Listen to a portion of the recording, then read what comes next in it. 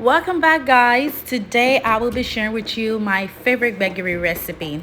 First, I start off by washing my beans, transferring to pot, slicing some onions and allow to cook.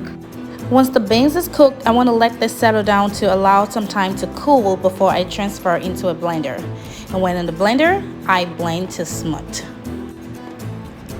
This is what my blended beans looks like. And now it's time for me to transfer the blended beans into the pot. I do that by sifting the beans in. Whatever is left of it, which is the shaft, I take it out. We don't need that. You allow this to cook, and you know it's cooked when it starts to foam up. Go ahead and add your ingredient, which is the salt, Maggie, chili pepper or atagungun, and then some grounded crayfish, and stir together. Give it some time more to cook, say about 2 minutes. Then go ahead and add in your palm oil.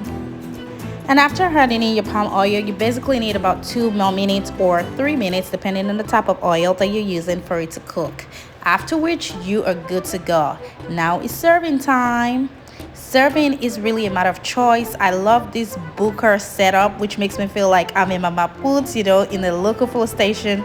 I love it. It's so good, and I'm going to be digging this down with amala. Let me know what you have yours with. Remember to always leave me a comment. I love to read those, and I look forward to seeing you in my next video. Enjoy!